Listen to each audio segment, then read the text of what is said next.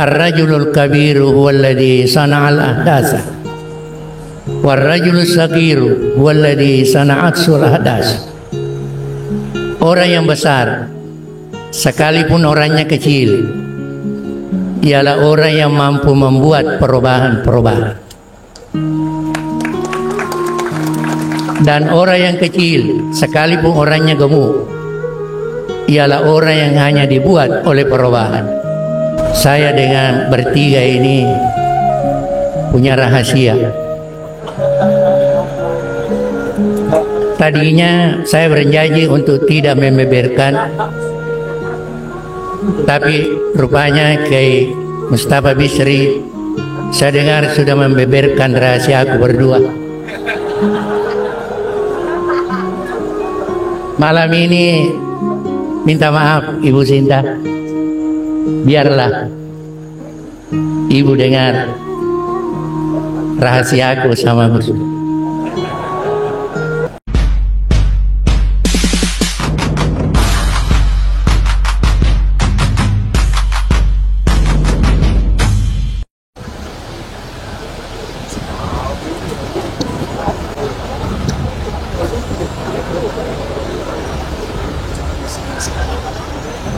Assalamualaikum warahmatullahi wabarakatuh.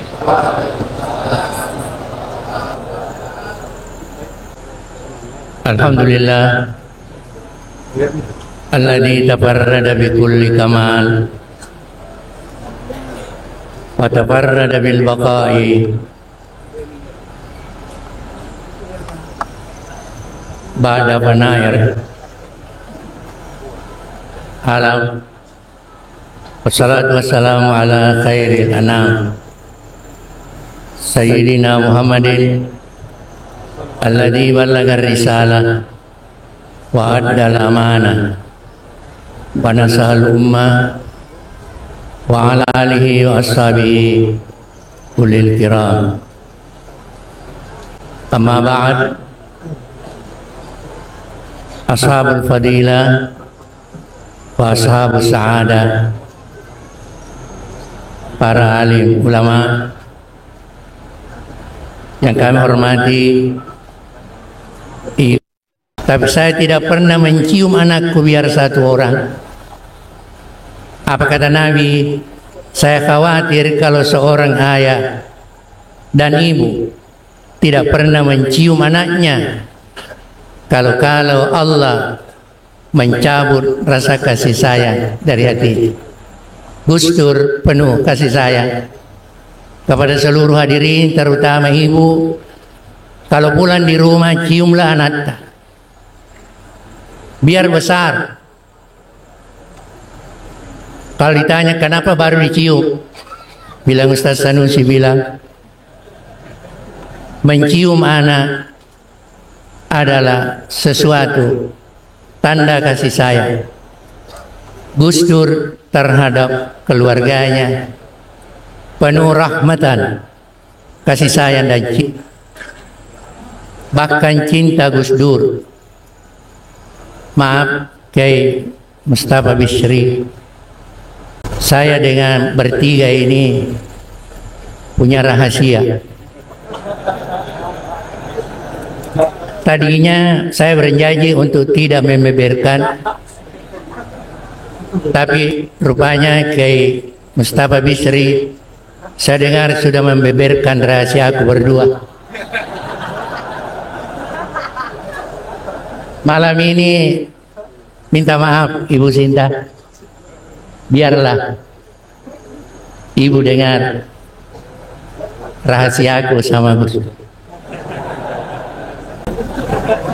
Setelah melakukan perjalanan laut, kapal layar ke Mesir, yang setelah menempuh 1 bulan lebih, dan setelah masuk di asrama yang bernama Madinatul Bu'us Al-Islamiyah, kamarku berdekatan dengan Gus Dur, dengan Pak Kiai Mustafa Bisri. Kira-kira 1 bulan setelah tinggal di asrama, Gus Abdurrahman sudah mulai membuka-buka catatannya. Ternyata saya melihat dari kiri, di antaranya yang dibuka adalah foto. Tadinya dia mau sembunyikan, tapi saya lebih dulu melihat.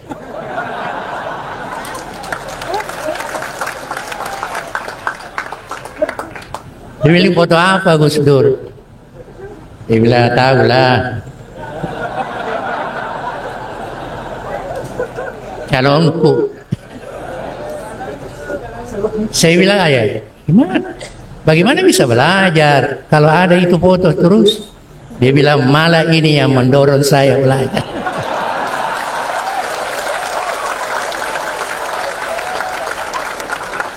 Dan itu disimpan sampai pulang ke Indonesia dan selalu cinta sampai akhir hayat. Dan memang ada kalimat, cinta adalah satu-satunya penyakit yang semua orang berdoa agar tidak sembuh.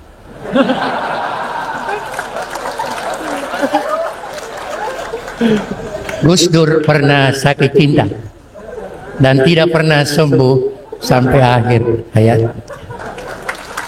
Wa ma arsalnaka illa rahmatan lil alamin. Bahagialah ibu punya anak yang akan mengantarkan ke surga nanti.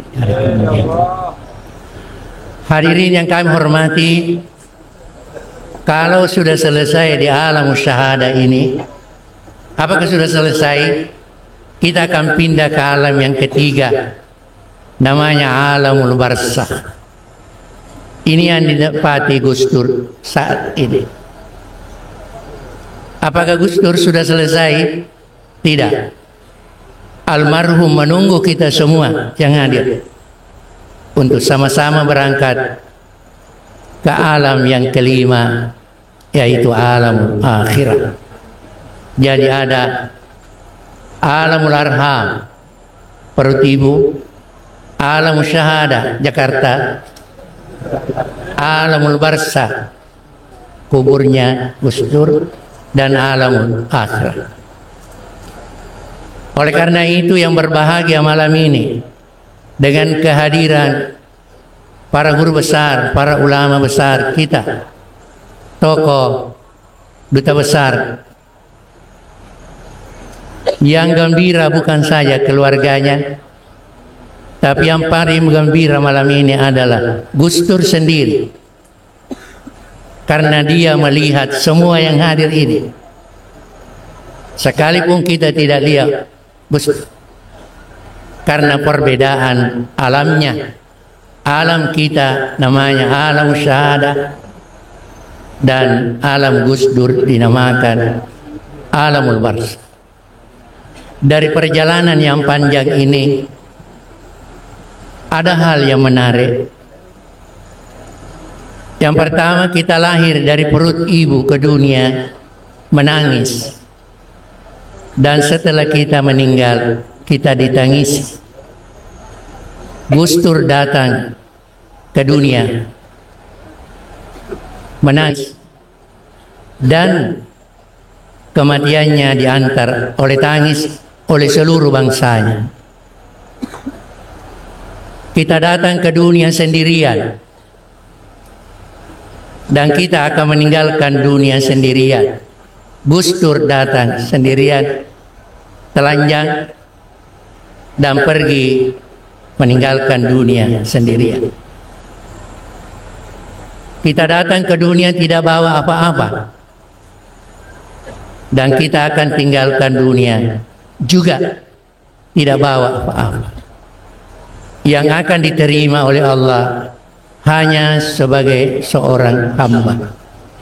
Gus Dur adalah seorang hamba, abdan syakura, hamba yang maha syukur kehadirat Allah Subhanahu wa ta'ala.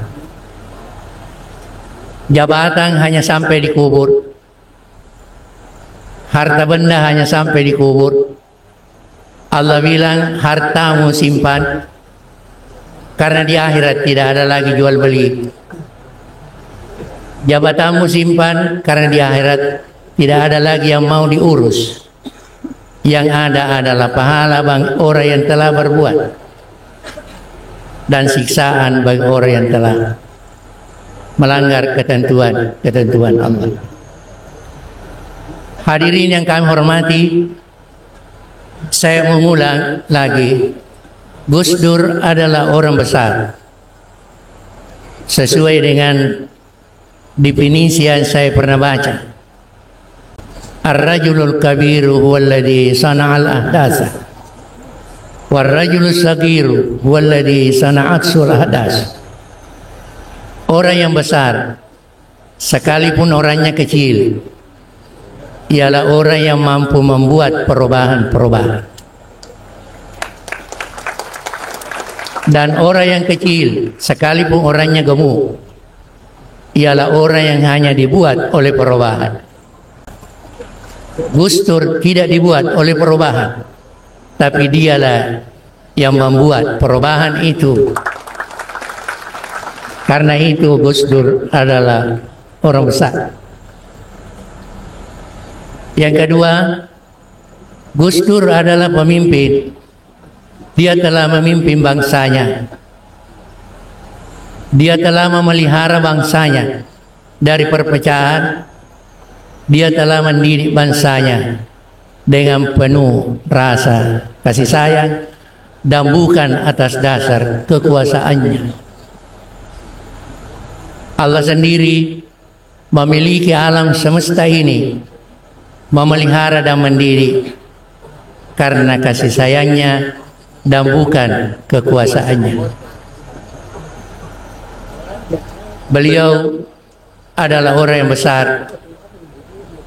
Ada ungkapan Ar-rajulul kabir, orang yang besar bukan terletak pada jabatan yang dia pangku, tapi terletak pada cara-cara yang dipakai untuk sampai kepada jabatan itu. Kalau caranya untuk sampai kepada mulus sesuai dengan ketentuan yang berlaku, maka itulah orang besar. Sebaliknya, kalau cara-cara yang dipakai untuk sampai ke jabatannya cara-cara yang kotor, itu bukan orang besar, tapi dia orang kecil. Gus Dur lahir menjadi presiden dengan cara-cara yang mulus, melalui cinta rakyat kepadanya menjadi presiden.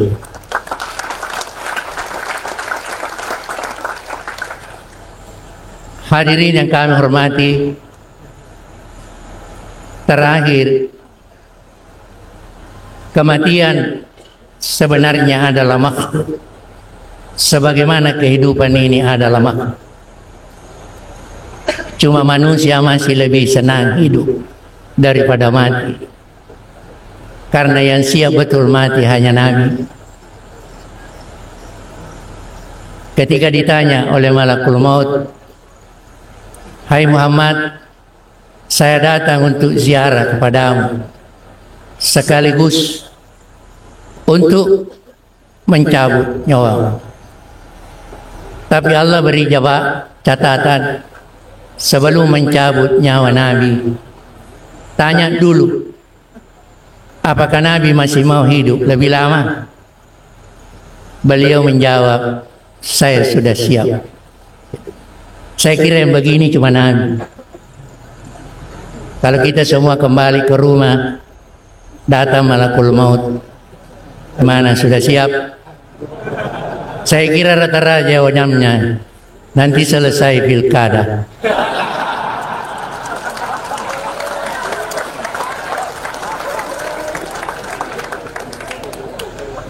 Apa yang ditakuti oleh Nabi? Mati.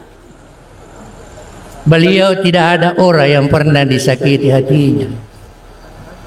Nabi Muhammad satu-satunya orang yang tidak pernah berdusta, bahkan sampai akhir hayatnya